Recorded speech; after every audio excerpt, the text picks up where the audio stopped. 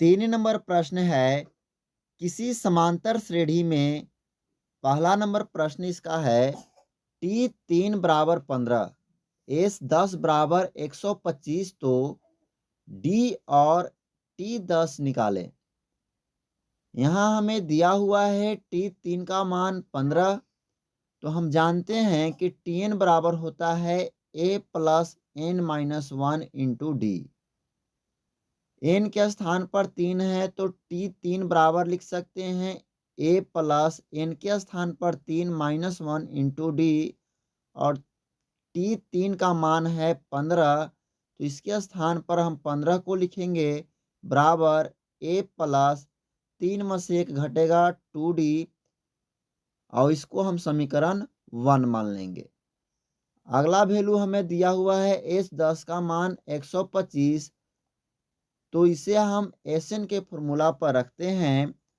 तो S N बराबर formula होता है n/2 into 2a plus n minus one into D.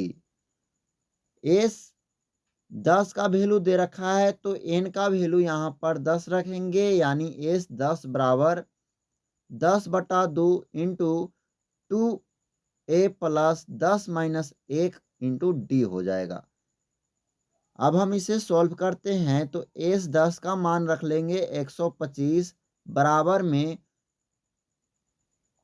कटेगा 2 से तो 5 दूना 10 यानी 5 हो गया। अब हम इसे इंटू में लिखेंगे 2a प्लस 10 में से घटेगा 9D। अब यह 5 जो बाहर में कॉमन है, 5 से काटेंगे 125 को तो 25 बार में कट जाएगा। या अब इसे लिख सकते हैं 25 बराबर 2a प्लस 9D। अब इसे हम समीकरण 2 मान लेंगे। हम समीकरण 1 में पाते हैं कि a का मान 1 है और 2 में है a का गुणांक 2, तो दोनों को काटने के लिए हम समीकरण 1 में 2 से गुना करेंगे और घटाएंगे समीकरण 2 में 1 से गुना करके। समीकरण 1 में यदि हम 2 से गुना करते हैं तो हो जाएगा 15 दूना 30 प्लस 2a प्लस 4D, और 2 में 1 से करेंगे तो वही रह जाएगा 25 बराबर 2a प्लस 9D। अब इसे घटाएंगे तो 30 में से 25 घटेगा तो 5 बचेगा, 2a से 2a कैंसिल हो जाएगा, और 4 में से 9 घटेगा तो -5D बचेगा। इसलिए D बराबर हो जाएगा -5/5, यानी -1 इसका मान आएगा D का। अब हम समीकरण 1 में D का मान -1 रखते हैं, तो -1 जब रखेंगे तो 15 बराबर हो जाएगा a प्लस 2D था तो D के स्थान पर -1। अब गुना कर लेते हैं तो 2 में -1 से गुना -1 -2। अब a बराबर हो जाएगा, ये -2 जो है बराबर की तरफ आएगा तो प्लस में 15 में 2 जुटेगा, हो जाएगा 17 a का वैल्यू हमें निकालना है। अब टी 10 का मान यानी टी एन के फॉर्मूला पर, तो ए के स्थान पर 17 हो जाएगा प्लस एन के स्थान पर 10 माइनस 1 और गुना डी के स्थान पर -1। अब इसे गुना कर लेते हैं तो 17 प्लस हो जाएगा, 10 से 1 घटेगा 9 गुना -1, -1 से गुना करेंगे तो -9 आएगा। अब 17 में से 9 घटेगा 8, इसका राइट आंसर प्राप्त हो जाएगा। नेक्स्ट दूसरा नंबर प्रश्न है, टी एन बराबर 4 दिया हुआ है और डी का मान 2 है। एस एन का मान दिया हुआ है -14, तो एन और ए का मान निकालना है। हम जानते हैं कि टी एन बराबर फॉर्मूला होता है a plus n minus one into d. T n का वैल्यू 4 है तो 4 रखेंगे, बराबर में a plus n minus one into d का वैल्यू 2 है तो 2 रख देंगे। तो यहाँ से प्राप्त हो गया ए बराबर 4 माइनस ए, प्लस में है तो बराबर की तरफ जाएगा तो माइनस में होगा n माइनस 1 इंटू 2। ये मेरा यहाँ से ए का वैल्यू प्राप्त हो गया। पुनः कर लेते हैं, एस एन का वैल्यू दे रखा है -14, तो एस एन फॉर्मूला पर एस एन बराबर n/2 इंटू ए प्लस टी एन होता है। यहाँ से टी एन का मान दे रखा है 4, तो हम अब वैल्यू को उसी को रखेंगे। यहाँ -14 रखेंगे एस एन का मान बराबर n/2 ए प्लस टी एन का वैल्यू 4 हो जाएगा।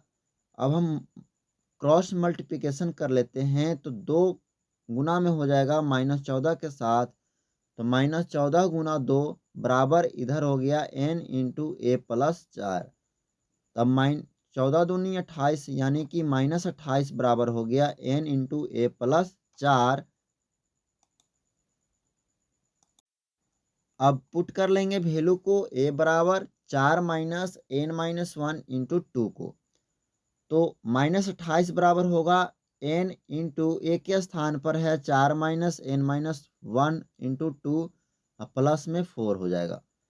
-28 बराबर हो जाएगा n इंटू 4, 2 से गुना करेंगे -2n, माइनस माइनस प्लस हो जाएगा 2 + 4। अब इसे सॉल्व करते हैं तो -28 बराबर n इंटू 4 और 4 8, 8 2 10, 10 माइनस हो जाएगा 2n। अब गुना कर लेंगे तो -28 बराबर होगा 10 में n से गुना 10n माइनस 2n²।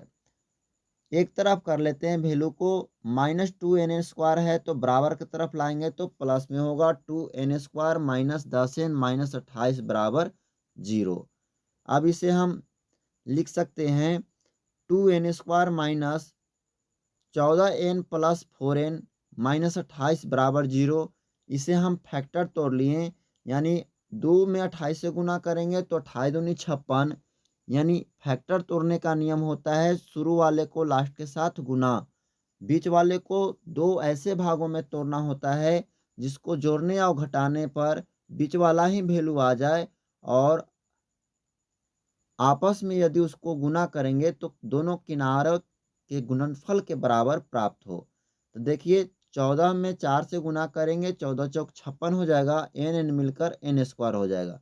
लेकिन -14 में यदि 4 को जोड़ते हैं तो -10 प्राप्त हो जाएगा। तो यह फैक्टर टूट गया। अब यह फैक्टर जब टूट गया तो यहाँ पर हम 2n को कॉमन लेंगे तो यहाँ बचेगा, n 2 बार है तो n 1 बार हो जाएगा, 7 दूने 14 यानी कि 7 हो गया। प्लस इसमें 4 को कॉमन लेंगे तो n-7 ही होगा बराबर में 0। अब 2n + 4 हो गया और n-7 बराबर में 0। अब अलग अलग करके इसको लिखते हैं कि 2n + 4 बराबर 0, तो 2n बराबर -4, इसलिए n बराबर हो जाएगा -4/2 -2।